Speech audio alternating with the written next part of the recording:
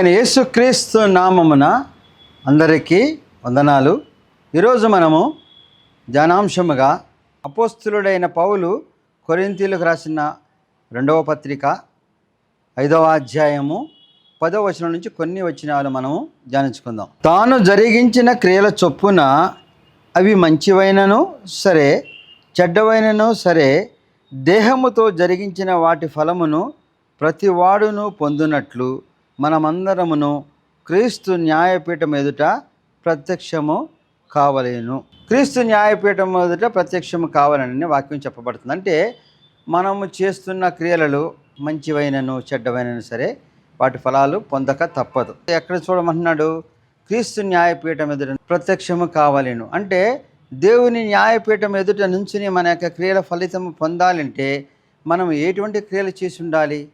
దేవుని నీతిమత్వం కలిగిన క్రియలు చేసి ఆ నీతిమత్వం యొక్క ఫలములు మనం పొందుటకు మరి క్రీస్తు న్యాయపీఠం మీద నుంచోగలిగిన గొప్ప స్థితి మనకి ఉండాలంటే మన కార్యాలు మరి నీతిమత్వం కలిగి ఉండాలి. మనం చేసే క్రియలు దేవునికి అనుకూలమైన చిత్తమైనవి ఉండాలి. అపోస్తులుడైన పౌలు కొరింథీయులకు రాసిన 2వ పత్రిక 4వ అధ్యాయము, అంధకారములో నుండి వెలుగు ప్రకాశించును గాక అని పలికిన దేవుడే తన మహిమను గూర్చిన జ్ఞానము యేసుక్రీస్తునందు వెల్లడిపరచుటకు మా హృదయములలో ప్రకాశించెను. మేము మమ్మను గూర్చి ప్రకటించుకొనుట లేదు, కానీ క్రీస్తు యేసును గూర్చి ఆయన ప్రభువనియు మమ్మను గూర్చి యేసు నిమిత్తము మేము పరిచారకులమనియు ప్రకటించుచున్నాము. అయినను ఆ బలాధిక్యము మా మూలమైనది కాక దేవునిదే ఉండునట్లు మంటి ఘటములలో ఈ ఐశ్వర్యము మాకు కలిగి ఉన్నది. ఎట్టుపోయినను శ్రమపడుచున్నను ఇరికింపబడవారము కాము, అపాయంలో ఉన్నను కేవలం ఉపాయం లేని వారము కాము, తరమబడుచున్నను దిక్కులేని వారము కాము, పడద్రోయబడిన నశించు వారము కాము. యేసుక్రీస్తు యొక్క జీవం మా శరీరం ముందు ప్రత్యక్షపరచబడ్డకై యేసుక్రీస్తు యొక్క మరణానుభవం మా శరీరం ముందు ఎల్లప్పుడూ వహించుకొని పోవచ్చున్నాము. ఆయన ప్రభువనియు ఆయన పరిచారకులు మనం చేస్తున్న క్రియలలో మనకి శోధన రావచ్చు, సమస్యలు రావచ్చు. అవన్నీ కూడా మనల్ని మరి ఆటంకపరిచేవి కాకుండా దేవుని కార్యం చేసేవిగా ఉంటాయి. కాబట్టి ఇటువంటి క్రియలు చేసినప్పుడు వాటి ఫలాలు మనం పొందుటకు క్రీస్తు న్యాయపీఠం ఎదుట ప్రత్యక్షము కావాలను. మరి ఈ క్రియలు చేసిన వారి గురించి మనం చూస్తే న్యాయాధిపతుల గ్రంథము 6వ అధ్యాయంలో గిద్యోను విషయంలో న్యాయాధిపతిగా దేవుడు చేయకముందు అతను సామాన్యమైన మనుషుడు. అటువంటి వాడిని న్యాయాధిపతి చేసి దేవుని కార్యము జరిపించిన విధానం మనం చూస్తే మరి దేవుని కార్యము చేసేటప్పుడు మనము మన కార్యాలు చేసి ప్రకటించుకొనక దేవుని కార్యమే చేశాము, దేవుని కార్యంకి నియమించబడ్డాము. ఆ కార్యం నుంచి శోధనలు అధిగమించగలము. ఆ ఫలితాలు మనం పొందుటకు క్రీస్తు న్యాయాధిపీఠము ఎదుట మనం ప్రత్యక్షం అవుతాం. అంత గొప్ప భాగ్యం కలిగే రీతిగా దేవుని క్రియలు చేయుటకు ముందుగా మనం ఏం చూడాలి? దేవుడు మనల్ని ఏ విషయంలో ఎంచుకున్నాడో అది మనం తెలుసుకొని దాన్ని అనుసరిస్తూ దేవుని క్రియలు చేయటానికి సిద్ధమై ఉండాలి.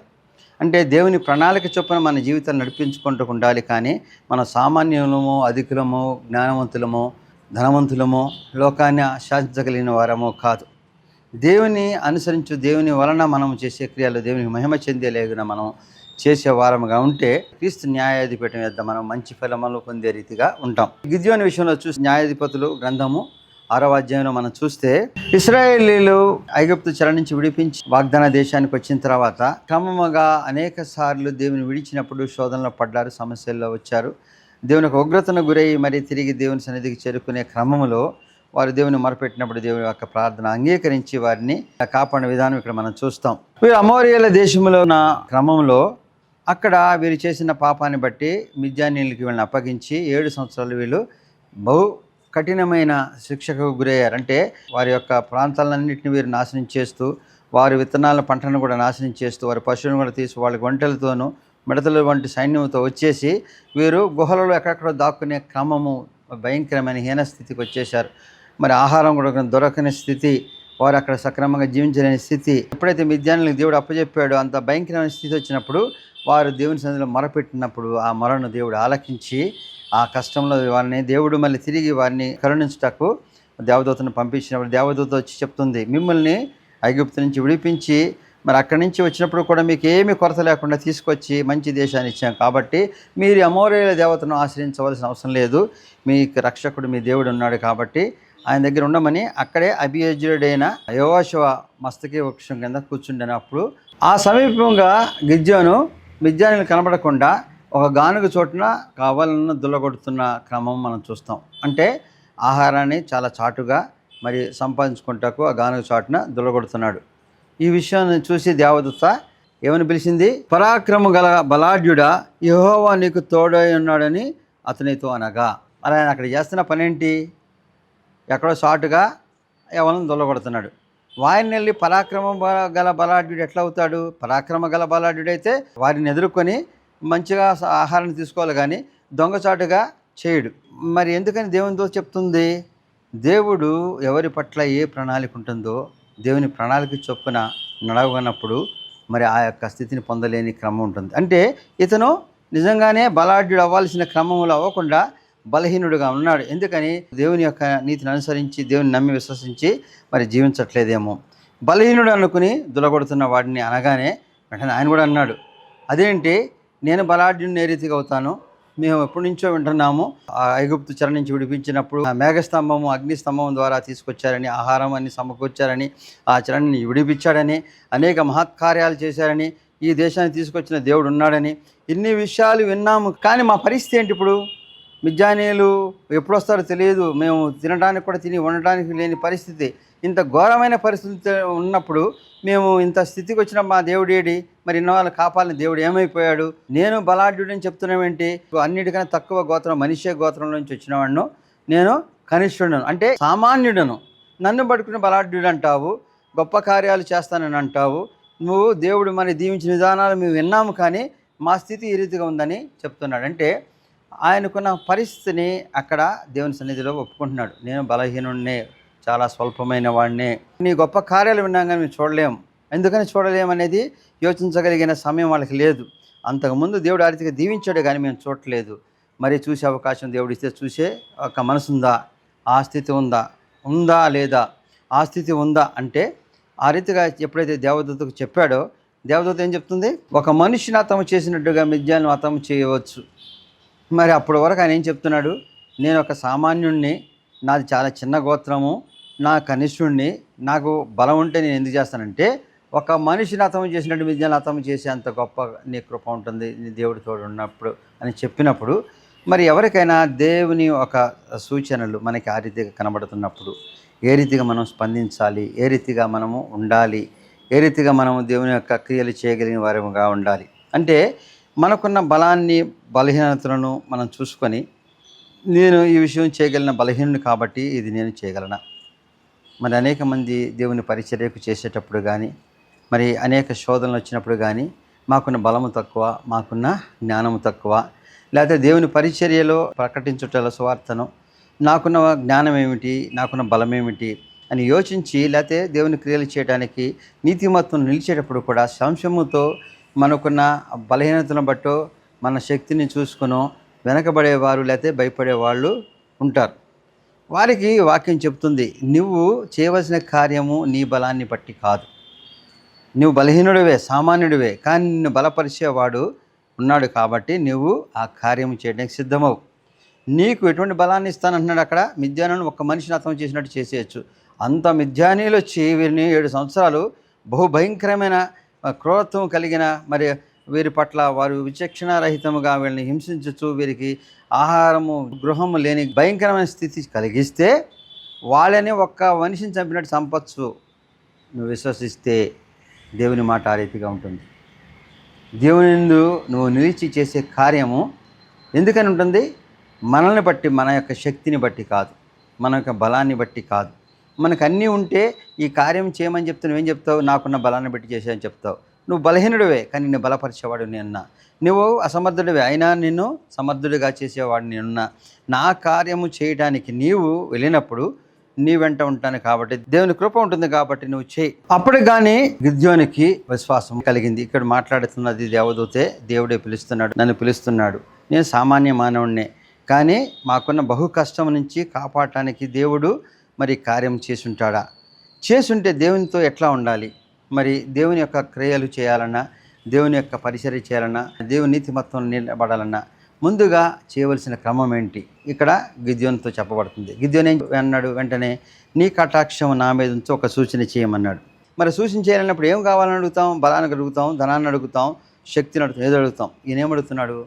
వెంటనే అడిగి వెళ్ళి ఒక మేకపిల్లను పిండితో భక్ష్యాలని చేసుకుని ఒక గంపలో పెట్టి తీసుకొచ్చి నీళ్లు పోసుకొచ్చి పెట్టి ఇది అర్పిస్తున్నాను అన్నాడు. అంటే అర్పణను దేవుడు తీసుకుంటే ఈ సూచన బట్టి నేను నా పట్ల దేవుని కృప పొంది లేదా నడిపింపు పొంది నమ్ముతానన్నాడు. అంటే దేవుని సన్నిధికి వచ్చినప్పుడు మనం చేయవలసిన క్రమం ఏంటి? మనకేదో కావాల్సిందో మనకు వెలితేయిందో అడగటం కాదు. దేవునికి మనల్ని ఏర్పరచుకున్నందుకు మనము కృతజ్ఞత చెల్లించుకునేవాళ్ళే, లేకపోతే మనల్ని అర్పించుకోవాలి. దేవుని సన్నిధిలో మన మనస్సును మన యొక్క శక్తి ఆత్మను దేవుని అర్పించుకోవాలి. కాబట్టి ఈ అర్పణను దేవుడు తీసుకుంటే దేవుని కృప నా మీద ఉన్నట్లు, అంటే దేవుని నన్ను క్షమించినట్లు, నన్ను నడిపించినట్లు అని విశ్వసించి ఆ రెండు తీసుకొచ్చి రాతి మీద పెట్టినప్పుడు మరి ఆ దేవదూత ఆ యొక్క భక్ష్యాలన్నింటిని అగ్నితో దహించి వేసినప్పుడు సూచన బట్టి దేవుని కృప ఉందని నమ్మాడు. కాబట్టి ఎవరైతే పూర్ణ మనసుతో పూర్ణాత్మతో దేవుని ఆరాధిస్తారో, పూర్ణ శక్తితో దేవుని ఆరాధించగలిగిన పూర్ణ మనసుతో ఆరాధించే ఒక అర్పణను దేవుడు తీసుకుంటాడు. ఆ పూర్ణ మనసుతో దేవుని ఆరాధించిన దేవుడు ఒప్పుకున్నాడు కాబట్టి నా తప్పులు ఏమంటే క్షమిస్తాడు, లేకపోతే నన్ను దేవుని నడిపిస్తున్న విశ్వాసముతో మొదటి చేసిన క్రియ అర్పణ. దేవుని నిలిచేవారు మొదటగా చేయవలసిన క్రమం అది. రెండవదిగా వెంటనే దేవదూత ఏం చెప్పింది? నీవు 2 ఎడ్లను తీసుకొచ్చి ఒక ఎడ్లతో నీ తండ్రి కట్టిన బలిపీఠాన్ని, నీ తండ్రి కట్టిన దేవత ప్రతిమను నరికివేయి, ఆ బలిపీఠాన్ని పడగొట్టు, నరికివేయమన్నాడు. వెంటనే మరి ఒక ఎద్దును తీసుకొచ్చి ఆ దేవతా స్తంభాన్ని మరి పగలపూట అందరూ చూస్తాను రాత్రిపూట ఆ బలిపీఠాన్ని పడగొట్టి ఆ స్తంభాన్ని కూడా నరికివేసి మరి దేవునికి బలిపీఠం కట్టి అక్కడ 2వ దూడని అర్పించాడు. ఇది మనుషులు చేయవలసిన రెండవ క్రమం. ముందు మనల్ని అర్పించుకోవాలా. రెండవదిగా అన్య దేవతలను ఆరాధించే క్రమము మన చుట్టుపక్కల లేకుండా తొలగించుకోవాలా.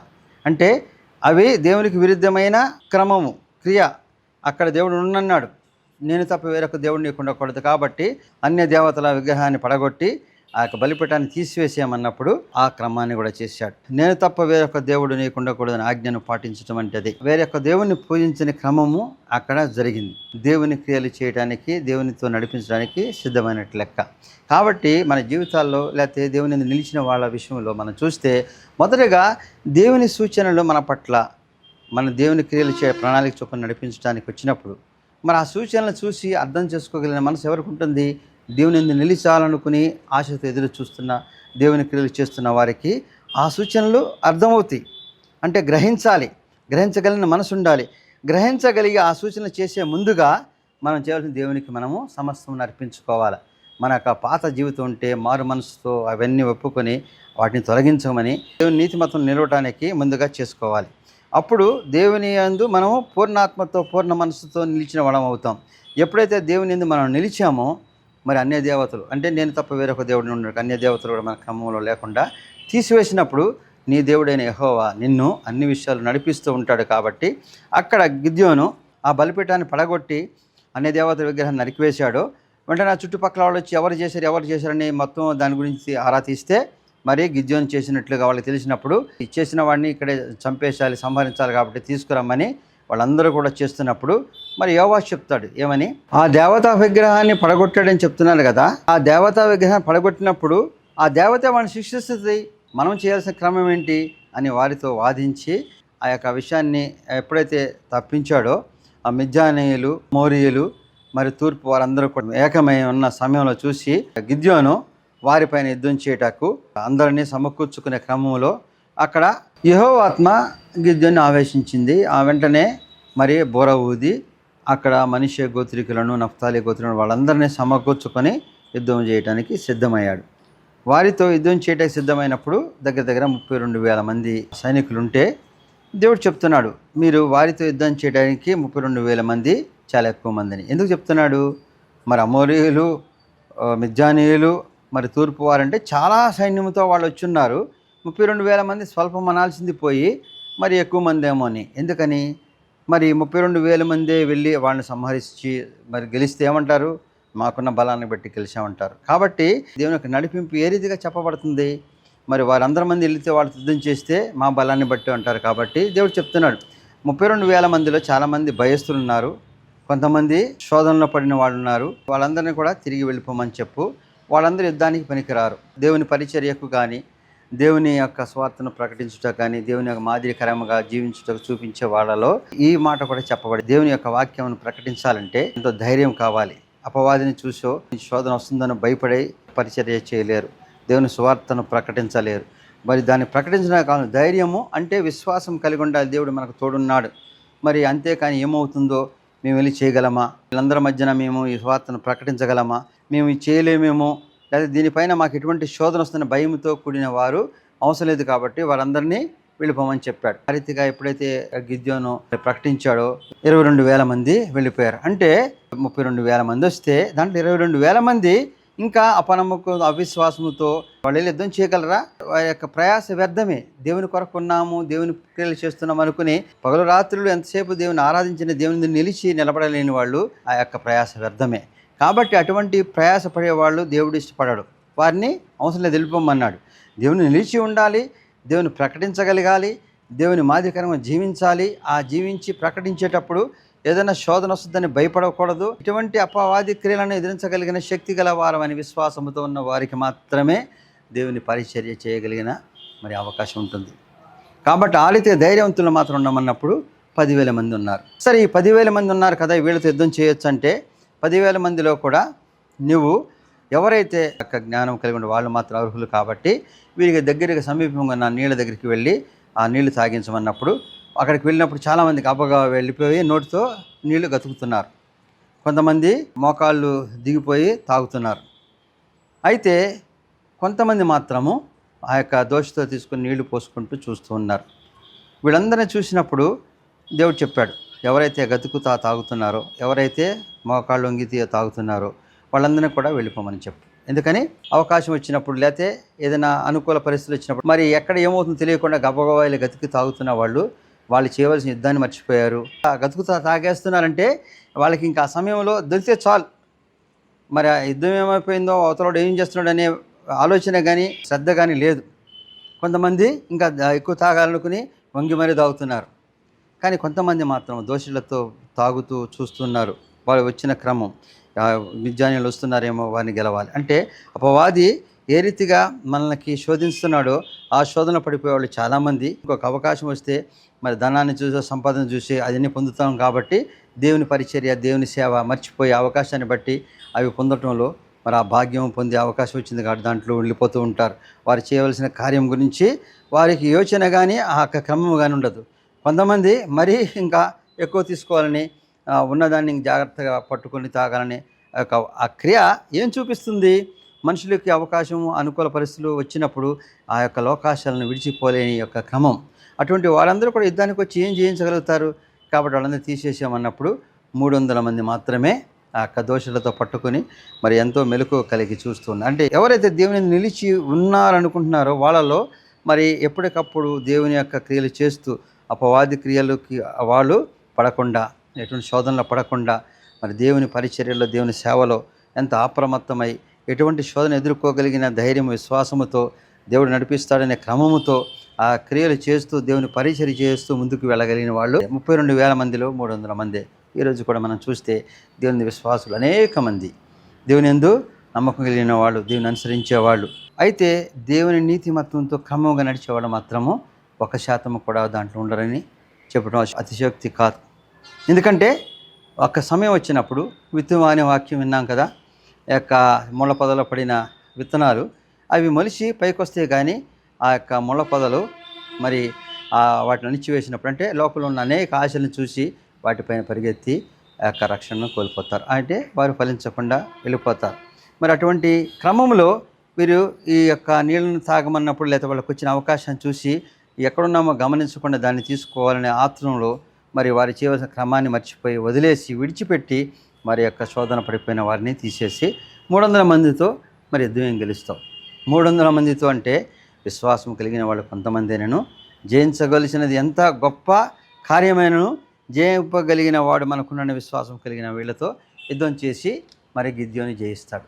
కాబట్టి దేవుని విశ్వాసం ఇచ్చినప్పుడు మనము జయించగలుగుతామా, ఓడిపోతామా అంటే అపవాది యొక్క అవిశ్వాసాన్ని గురి కాకుండా ఉన్నవాళ్ళు, దేవుని విశ్వాసం ఇచ్చిన వాళ్ళు స్వల్పమైనను సామాన్యులైనను దేవుని యొక్క బలముతో గెలుపు పందెంలో విజయాన్ని సాధించగలిగి దేవుని సువార్తను ప్రకటించి మాదిరికరంగా జీవించగలరు, ఆ యొక్క విజయాన్ని పొందగలరు. ఆ రీతిగా గిద్యోను ఆ 300 మందితో అనేక వేల మందితో ఉన్న మిద్యానీయుల పైన గెలిచినప్పుడు వారందరూ కూడా నువ్వు మమ్మల్ని ఏలమని చెప్పినప్పుడు ఏం చెప్తాడు? మా బిడ్డలందరూ ఏలటకో మరి ఈ యొక్క విజయాన్ని నేను పొందలే. మరి ఇప్పుడు మనం చాలామంది చూస్తాం దేవుని పరిచర్యలో మరి వారి యొక్క పరిచర్య చేస్తూ లేకపోతే దేవుని యొక్క స్వార్థను ప్రకటిస్తూ క్రమముగా అనేక మంది కూడి అనేక మంది ఒప్పంద నూరంతరుగా ఫలించే రీతిగా ఆ యొక్క సంఘాలు స్థాపించబడుతూ వెళుతున్నప్పుడు మరి వారి క్రమములో మరి అది ఎవరికి చెందాలి, ఎవరు ఉంటారంటే వారి కుటుంబ సభ్యులకు ఉండే క్రమం మనం చూస్తాం. అంటే దేవుని పరిచర్య వారి యొక్క సొంత మరి ప్రయోజనాలకు చేకూరేదిగా వెళ్ళిపోతుంది. మరి ఆ యొక్క విషయాన్ని మరి ప్రజలే ఇచ్చారు, అడిగారు గిద్యోని, నువ్వు నీ కుటుంబ సభ్యులు పరిపాలించమంటే నాకు వద్దది, నేను చేసిన కార్యం కాదు, మిమ్మల్ని ఏలవలసిన వాడు, మిమ్మల్ని నడిపించవలసిన వాడు దేవుడే అని చెప్పగలిగిన గొప్ప మనసు దేవుని నిలిచిన వాళ్ళకి మాత్రమే ఉంటుంది. దేవుని యొక్క క్రియను చవిచూసి దేవుడు ఒక సామాన్య మనిషిని అనేక వేల మందితో యుద్ధం చేయవలసినప్పుడు కొంతమందితో గెలిపించిన క్రమము చూసినప్పుడు తన యొక్క బలము బట్టి కాదు, దేవుని యొక్క నడిపింపును బట్టే, దేవుని యొక్క బలముతో ఆ యొక్క విశ్వాసముతో జయాన్ని పొందాను. కాబట్టి 40 సంవత్సరాలను వాళ్ళని పరిపాలించాడు. వాళ్ళకి వచ్చిన దాంట్లో కొంత ధనాన్ని తనకు కావాలని కోరుకున్నాడు. మరి ఎవరైనా సరే ఏదైనా చేసినప్పుడు కొంత ప్రతిఫలాన్ని ఆశిస్తారు. మరి ఆ ప్రతిఫలం పొందిన తర్వాత దాని ఫలితాలు కూడా ఒక్కొక్కసారి మంచిగా చెడుగా ఉండొచ్చు. అంటే ఆ ప్రతిఫలము మరి మంచిగా ముందుగా ఉన్న క్రమంగా వేరే రకంగా వెళుతుంది. అయితే ముందుగా ఆధిక్యతను తనకే ఆపాదించుకొని తన యొక్క కుటుంబానికి తనకే కావాలని కోరుకోకుండా అది దేవునికే చెందాలని ఒక గొప్ప విశ్వాసంతో గిద్యోని ఎప్పుడైతే ప్రకటించాడో, ఒక సామాన్య మానవుడిగా ఉన్నప్పుడు బలపరచబడవలసిన సమయంలో మరి బలపరిచే క్రమము దేవుని దీన్ని నమ్మి విశ్వసించి ముందుగా తన మనసును అర్పించుకొని తన పూర్ణ మనసుతో పూర్ణాత్మతో దేవుని యందు ప్రతి విషయాన్ని ఒప్పుకొని మరి మారు మనసు కలిగిన వాళ్ళే దేవుని సన్నిధిలో ముందుకు వెళతారు. ఆ రీతిగా అర్పణలు చేసుకొని ఎప్పుడైతే దేవుని సన్నిధికి వెళుతున్నాడో అన్య దేవతలను ఇతరమైన క్రియలు జరగకుండా తన చుట్టుపక్కల అటువంటి క్రియల క్రమం లేకుండా సరిచేసుకోవటం అనేది రెండవ క్రియ. మూడవ క్రియ దేవుని విశ్వాసం కలిగి దేవుని పూర్తి నమ్మకం కలిగిన వారుగా ఎంచుకుని వారితో మాత్రమే చేయాలి. అంటే దేవుని నిలుస్తూ లోకాశలతో వెళ్ళే వారితో ఎంతకాలం చేసినా శ్రమించినా వృధాయే, అది ప్రయోజనం కాదు. ఆ రీతిగా వారందరినీ విడిచిపెట్టి వారందరినీ తీసివేసి మరి దేవుని యథార్థం కలిగిన వారిని మరింతగా బలపరుస్తూ తీసుకువెళ్ళే క్రమం. అంటే నువ్వు దేవుని యొక్క వాక్యము పరిచర్య చేసినప్పుడు వారు అనుసరించేది క్రమము ఈ లోకాశలను విడిచి నీతిమతంతో కలిగినదిగా ఉండే రీతిగా నువ్వు పరిచర్య కొనసాగించాలి. ఆ రీతిగా సువార్తను ప్రకటించి అనేక మందిని దేవుని సన్నిధికి తీసుకొచ్చే క్రమములో దేవుని నిలిచే వారికి మాత్రమే అర్హత ఉంది. కాబట్టి అటువంటి వారిగా తరబిది చేసి అటువంటి వారిని మాత్రమే తీసుకువెళ్ళే క్రమము చెప్పబడింది. కాబట్టి వాళ్ళు కొద్దిమంది నేను దేవుని వార్తను ప్రకటించడంలో దేవుని యొక్క జయాన్ని చూపించడంలో స్వల్పమైన బలముతో అత్యధికులను కూడా జయించగలిగి వారికి 40 సంవత్సరాల నెమ్మది కలిగిన జీవితాన్ని ఇచ్చాడు. అంటే ఏ మిద్యానీయుల నుంచి ఇశ్రాయేలుకి శోధన ఉందో వారందరినీ రక్షణ కల్పించే గొప్ప నాయకుడిగా గిద్యోని దేవుడు నడిపించాడంటే గిద్యోనిలో ఉన్న గొప్పతనం ఏంటి? తన సామాన్య మానవుడు దేవుని చేత బలపరచబడ్డాడు. దేవుని యందు నిలిచి దేవుని క్రియలు చేయడంలో దేవునికి మహిమ చెందించేవాడుగా ఉన్నాడు. మనం ఏ క్రియలు చేసినా అది దేవుని మహిమ బట్టి చేస్తున్నాం కాబట్టి ఆ క్రియలు దేవునికే చెందాలి. వాక్యంలో మనం చెప్పమంటున్నట్టు మేము మమ్మను గూర్చి ప్రకటించుకొనటం లేదు, కానీ క్రీస్తు యేసును గూర్చి ఆయన ప్రభువనియు మమ్మను గూర్చి యేసు నిమిత్తము మేము పరిచారకులమనియు ప్రకటించుచున్నాము. ఆ రీతిగా మరి గిద్యోను మమ్మల్ని గురించి ప్రకటించుకుంటా కాదు, ఆయన మా ప్రభువు, ఆయన గురించి మాత్రమే ప్రకటిస్తున్నానని చెప్పగలిగిన వారి గొప్ప సాక్ష్యం అక్కడ. కాబట్టి ఆయన జరిగించిన క్రియల చొప్పున ఆ ప్రతిఫలం పొందడానికి క్రీస్తు యేసు యొక్క న్యాయపీఠం మీదట ప్రత్యక్షము కాగలిగిన గొప్ప మనిషి ఇవ్వగలిగాడు. అంటే తను చేసిన యొక్క క్రియల ప్రతిఫలము పొందుటకు అర్హుడుగా మరి ఆ క్రియలని ప్రభు వలన చేయించబడినవి. కాబట్టి యేసు పరిచారకులము మమ్మల్ని గురించి ప్రచురించడానికి కాదు, ఇది మరి దేవుని చేత చేయబడిన కార్యమని చెప్పగలిగిన గొప్ప సాక్ష్యము క్రియల ద్వారా చూపించిన గిద్యోను విశ్వాసుల వీరుల లెక్కలోకి వెళ్ళాడు. అంటే దేవుని గ్రంథంలో విశ్వాస వీరులుగా లెక్కించబడిన వాళ్ళు గిద్యోను కూడా ఒకడు. కాబట్టి గిద్యోను ఒక సామాన్య మానవుడే దేవుని పిలుపుని అందుకొని దేవునికి అర్పించుకొని మరి అన్యత దేవతలను ఆరాధించుకునే క్రమం లేకుండా దేవుని విశ్వాసంలో మరి విశ్వాసులతో కూడి జయాన్ని పొంది ఆ జయము తనది కాదు, దేవుడే అవన్నిటినీ మరి నడిపించాలని చెప్పి 40 సంవత్సరాలు ఎటువంటి శోధన లేని పరిపాలించి మరి తనకు కావాల్సిన కొంత మాత్రమే తీసుకొని దేవుని నిలిచిన విశ్వాస వీరుడు కాబట్టి దేవుని యందు నిలిచిన వారు ఆ రీతిగా పూర్ణ మనసుతో పూర్ణాత్మతో ముందు అర్పించుకొని మరి దేవునికి వ్యతిరేకమైన చేయకుండా దేవుని క్రియలు చేయడానికి దేవుడు ఏది ఇచ్చాడో దాన్ని పట్టుకొని చేయగలిగిన విశ్వాసముతో ముందుకు వెళ్ళినప్పుడు దేవుడు తన కార్యాలు చేయించి మరి ఆ కార్యాల ద్వారా దేవుని మహిమపరిచేవారుగా ఉంటాం. కానీ అవన్నీ మేము చేసేవారు అనే ఘనతను మనకు ఆపాదించుకొనకుండా ఉన్నప్పుడు దేవుని యొక్క గొప్ప కృపలు పొంది ఆ విశ్వాస వీరుడుగా దేవుని గ్రంథములు లేఖించే గొప్ప భాగ్యము కలిగిన దాన్ని బట్టి మనం చూస్తే మన యొక్క విశ్వాసము, మన యొక్క క్రియలు, మన యొక్క కార్యము సమస్తము కూడా దేవునికే మహిమ చెందే రీతిగా ఉండాలి. మనము దేవుని యందు నిలిచిన వారముగా ఉన్నామంటే ఆయన కృప మనకిచ్చాడు. ఆ విశ్వాసంతో దాన్ని జయించడానికి మనం వెళ్ళాం. మనము చాలా సామాన్యులు, అల్పులమే, బలహీనులమే, కానీ బలవంతులుగా చేసే దేవుడు మనకున్నాడు.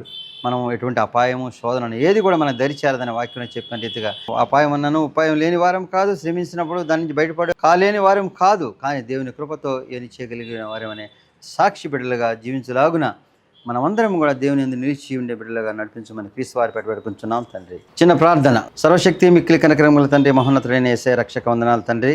ఈరోజు ధ్యానాంశముగా గిద్యోను విషయంలో నీ యొక్క గొప్ప క్రియలు చూపించావు తండ్రి.